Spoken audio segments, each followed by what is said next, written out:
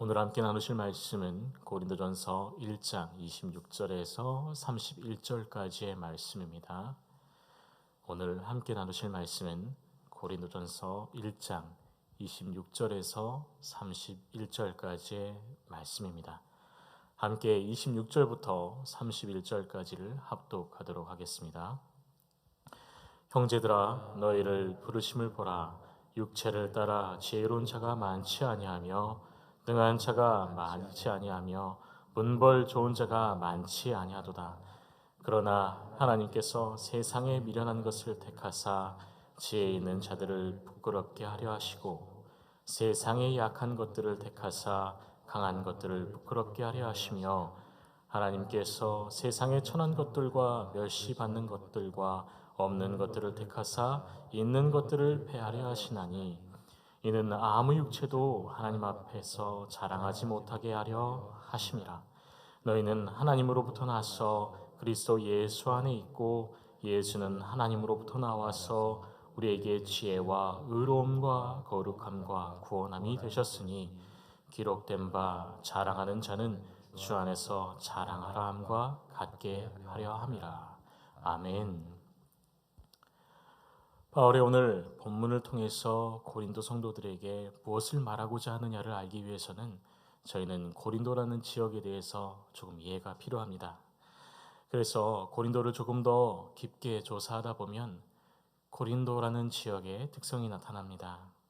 동쪽과 서쪽의 큰 바다를 가로지르는 그 수로 그곳에 위치한 것이 고린도였습니다. 그리고 고린도라는 곳은 그런 지리적인 특성 때문에 무역으로 활발한 대도시였으며 또 그곳에 산간에서 흘러나오는 샘과 물이 충만한 곳이어서 사람이 살기 굉장히 좋은 것이었습니다.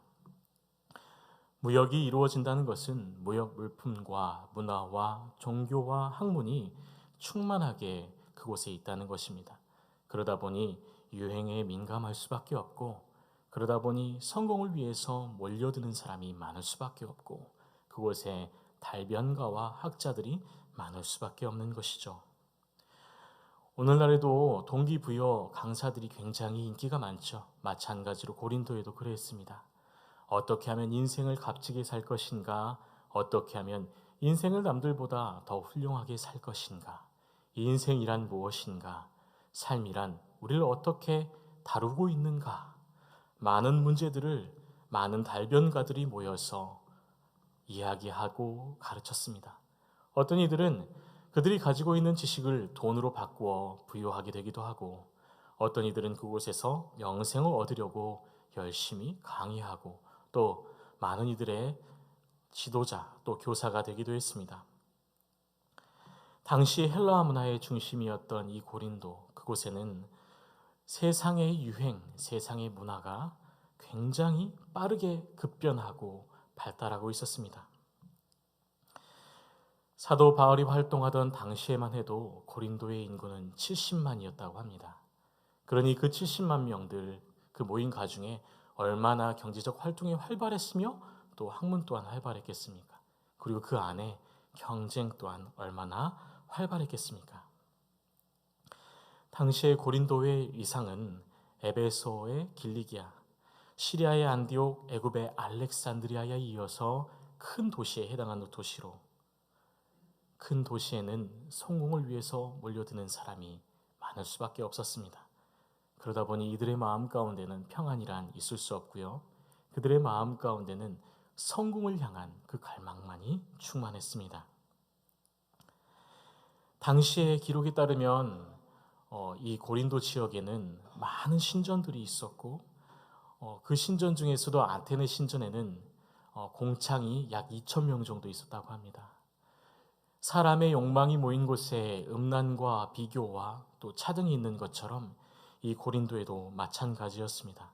그래서 당시 기록에는 음란하다라는 표현을 고린도스럽다라고 표현하기도 했다고 하더군요.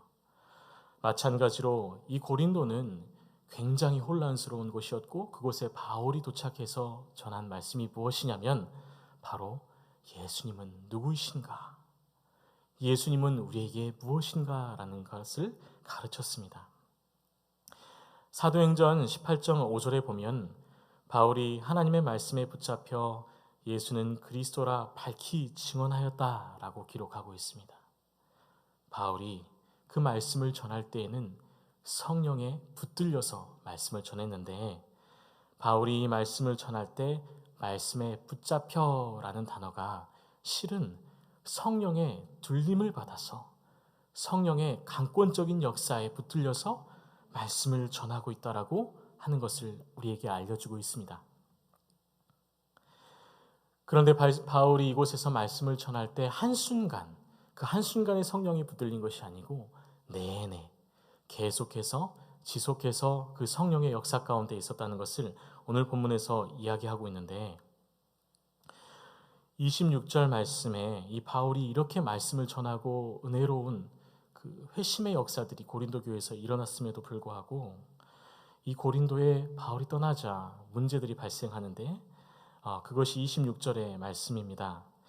형제들아 너희를 부르심을 보라. 육체를 따라 지혜로운 자가 많지 아니하며 능한 자가 많지 아니하며 문벌이 좋은 자가 많지 아니하도다라고 설명합니다. 고린도는 끝없이 경쟁하고 또 반목하기를 반복한다고 했습니다. 그리고 최신 문화와 차별이 있기 때문에 많은 이들이 또 교회 안에 성도들이 그것에 길들여지고 그것을 인생의 최우선의 목표로 삼고 있었습니다. 그런데 이 본문을 보자 하면 당시 고린도 교회 안에는 특별하게 잘난 사람이 없었다는 것을 알 수 있습니다. 뛰어난 학문을 가진 사람도 없었고요. 뛰어난 가문에 있는 사람도 없었고 뛰어난 경제력을 가진 사람도 없었습니다. 그저 그렇게 고만고만한 사람들이 모여서 함께 살아가는 교회였고 또 교제하는 교회였습니다.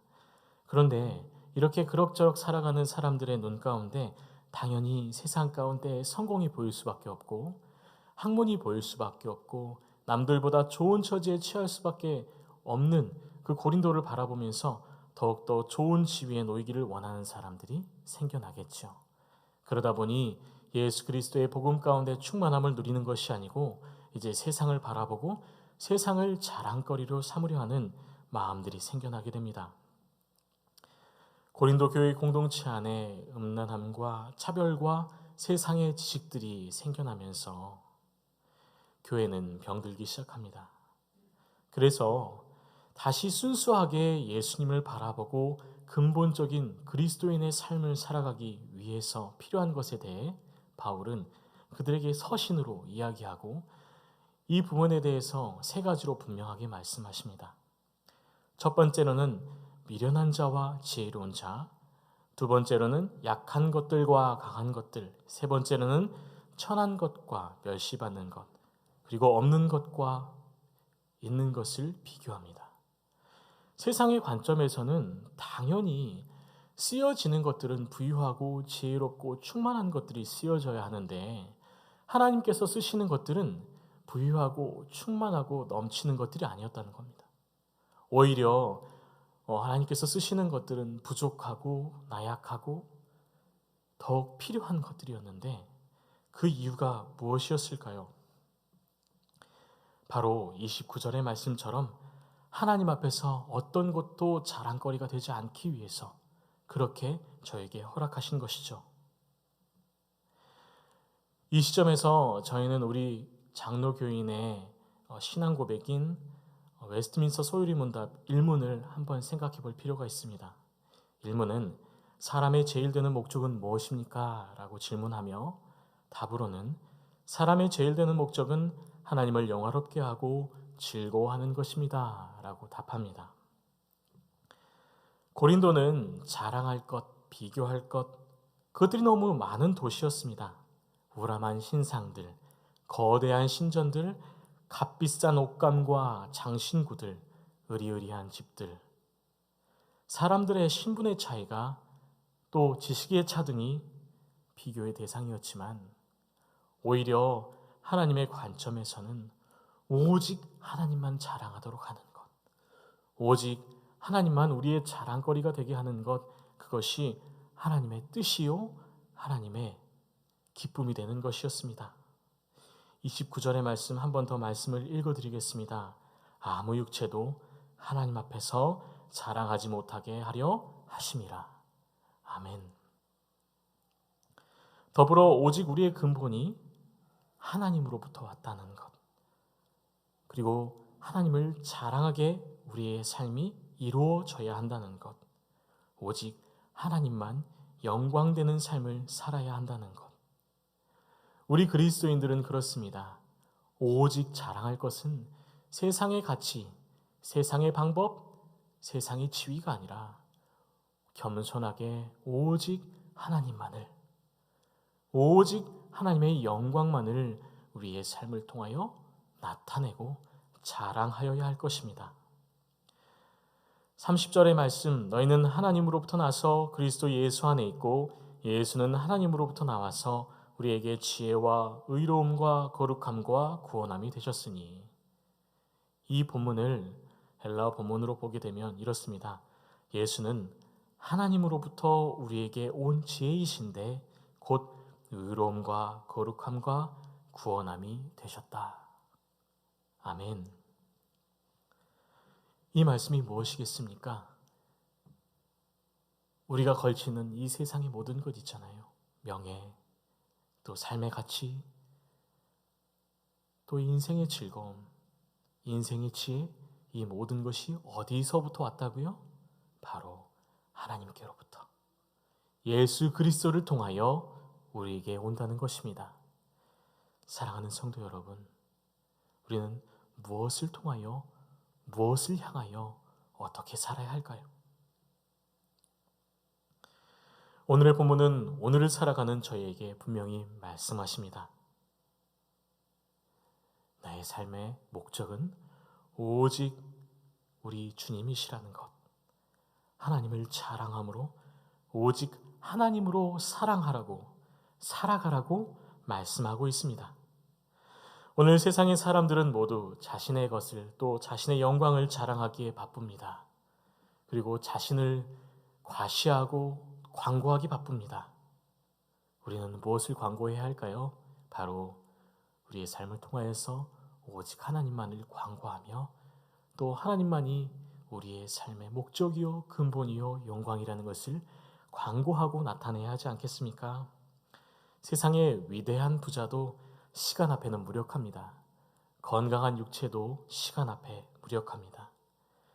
높은 지위도 세상의 시간 앞에 무력하지요. 위대한 업적도 시간 앞에 무력합니다. 지혜 또한 그러합니다. 하지만 오직 이 모든 것들의 근본 되시는 하나님, 오직 하나님은 영원하시고 불변하십니다.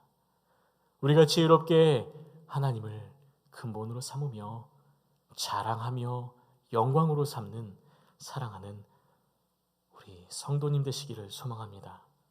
세상에 썩어지고 사라질 것을 바라보는 것이 아니라 오직 영원하신 하나님을 자랑하며 영원하신 은혜를 누리시는 우리 성도님 되시기를 소망합니다. 오늘 또 주님을 사모하고 그 생명을 사모하기에 이 새벽에 모이지 않았습니까? 오늘 우리의 삶 가운데 주제 되시며 근원이 되시며 놀라운 은혜가 되시는 오직 주님을 바라보며 간구하며 기도하는 우리가 되었으면 좋겠습니다. 이 시간 함께 기도하시면서 나아가시겠습니다. 기도하실 때 오직 우리의 인생의 근원 되시는 하나님만을 찬양하기를 원합니다. 우리가 더욱더 주 앞에 오직 주만 자랑하는 우리가 되게 하여 주시옵소서. 이렇게 기도하실 때에 주여 한번 부르고 간절히 기도하시며 나아가겠습니다. 기도하십니다. 주여, 사랑과 은혜가 충만하신 하나님, 오늘 저희가 주 앞에 고개를 조아리며